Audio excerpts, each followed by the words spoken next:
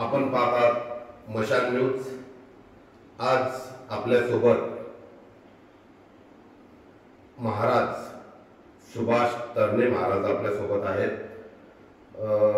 हिंदुत्वावरती कीर्तन असो, शिवाजी महाराजांचे प्रवचन असो आणि रायगड झालं, पुणे झालं, कोल्हापूर झालं, सातारा झालं, या ठिकाणी त्यांचे मोठे मोठे कार्यक्रम होत असतात।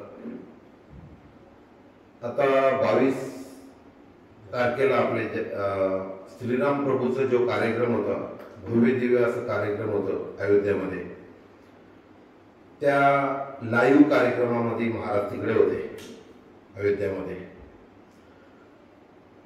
तर महाराज, तुम्ही अयोध्यामध्ये श्रीराम प्रभूचं लाईव्ह दर्शन घेतलं, ती मूर्ती जगामध्ये बघितली, लोकांनी किती हसू आहे प्रभूंच्या चेहऱ्यावरती, आणि तिथला वातावरण कसं होतं।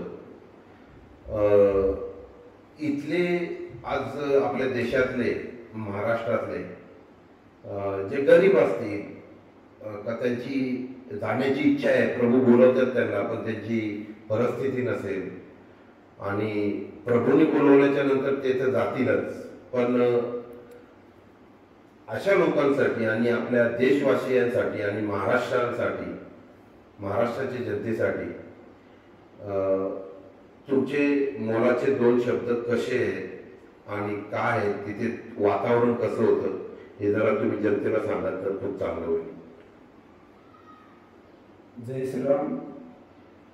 आज मला खूप आनंद होत आहे की आपल्या राम जन्मभूमीमध्ये आणि राम मंदिर निर्माण झालं, हे सर्व भारतीयांना, महाराष्ट्रीयांना खूप आनंदाची गोष्ट आहे। कारण आपले हे आराध्य दैवत प्रभू रामचंद्र आणि तिथे विराजमान झाले। 22 जानेवारी 2024 या काळामध्ये भगवान रामचंद्र विराजमान झाले आणि या ठाणे जिल्ह्यातील 2 महाराजांना आमंत्रण, महेंद्रजी महाराज भोईर आणि सुभाष महाराज तरणे म्हणजे मी, जसं आपण, मला एवढा आनंद झाला त्या ठिकाणी का भूतो ना भविष्यती, कधी भविष्यात हा सोहळा बघण्याकरिता मिळणार नाही। आणि असा सोहळा अयोध्येमध्ये आपल्या देखत स्वतः तिथे जाऊन आणि पाहायला मिळाला। आणि तिथे जाऊन भगवान रामचंद्रांचे जे स्थापना होत असताना तिथे एक वानर आपल्या कळसावर विराजमान होता आणि वानर प्रदक्षिणा देत होता। तो दृश्य पाहिल्यानंतर, त्याच्यानंतर 5 मिनिटानंतर, आणि तिथे सर्व पक्षी आणि पक्ष्यांचा थवा असा 3 प्रदक्षिणा देऊन आणि आमच्या देखत आणि समोर बसले। म्हणजे मानवालाच आनंद झाला असं नाही विनोदजी, पक्षाधिकांना, वानरांना देखील खूप आनंद झालेला आहे। आणि तिथला प्रसंग काय सांगावं, प्राण प्रतिष्ठा होत असताना तिथे आम्ही जात असताना आमच्याकरिता ब्राह्मण मंत्र म्हणत होते, काही लोक आमच्या कपाळावर चंदन लावत होते, कोणी रामचंद्राचा आपला दुपट्टा जो आपल्या गळ्यामध्ये टाकतो आहे। आणि ते पाहत असताना पुढे गेल्यानंतर आमच्या चपला पायातून काढल्या आणि काढून ठेवल्या। काढून ठेवल्यानंतर पुन्हा येत असताना चपला स्वतःच्या कपड्याने पुसून आणि आमच्या स्वतः पायामध्ये त्यांनी घालवल्या। काय तिथला सोहळा तुम्हाला सांगणार, खूप आनंदाची गोष्ट आहे। असं प्रत्येकाच्या जीवनामध्ये आनंद यावं आणि प्रत्येकाला रामचंद्राचं दर्शन व्हावं, हीच माझ्या प्रभूचरणात म्हणजे मी प्रभूकडे आणि मागणी मागतो आहे। सर्वांना प्रभूचं दर्शन व्हावं आणि होणारच आहे। 22 तारखेला कोणाला सर्वांना येऊ, म्हणजे सर्व लोक येऊ शकले नाही, कारण थोड्याच लोकांना आमंत्रण होता। आमंत्रण पत्र जेव्हा माझ्या घरी आल्यानंतर मला एवढा आनंद झाला का माझा जीवन सफल झाल्यासारखं आहे. कारण सर्वांना आमंत्रण पत्र आलेलं नाही. आपल्या महाराष्ट्रामध्ये अनेक महाराज लोक आहेत, रामायणाचार्य आहेत, भागवताचार्य आहेत, मंत आहेत, महामंडलेश्वर आहेत. निवडून काही लोकांना ते पत्र आलेलं आहे. जो धर्माचं कार्य करतो आहे त्यांनाच तो पत्र मिळालेला आहे विनोद भाऊ. आणि मला तर वाटतं या जीवनामध्ये माझं जीवन सफल झाल्यासारखं आहे.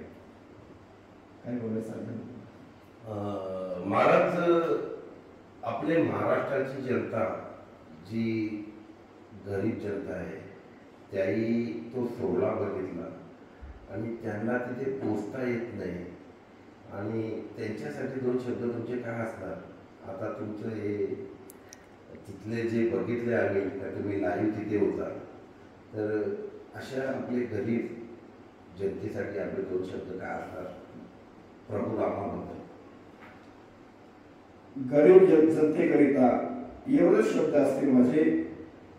आपण जेव्हा त्या कार्यक्रमामध्ये जाऊ शकलो नाही, परंतु राम सर्वांच्या हृदयामध्ये आहे. जैसा हृदयामध्ये विरामो असता सर्व सुखाचा आरामो की भ्रांतासी कामो विषयावरी. त्यानंतर म्हणतात सर्वांच्या हृदयामध्ये राम आहे. आणि 22 तारखेला सर्व मंडळीला येण्याकरिता साधन नव्हतं, सर्वांना आमंत्रण नव्हतं, म्हणून सर्वांनाच आपल्या सरकारने सांगून ठेवलं होतं का आपण सर्वांनी 22 तारखेला रामराज्य अयोध्या आपल्या गावामध्ये निर्माण करावी. या गरिबांकरिता हा आमंत्रण होता.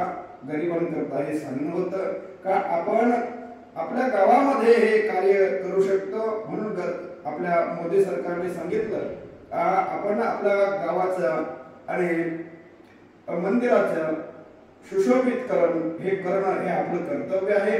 आपण घरी बसून आपल्या गावामध्ये राहून हा गरिबांनी हा कार्यक्रम करावा. गरिबांकरिता हा आणि आमंत्रण आपल्या सरकारचा होता.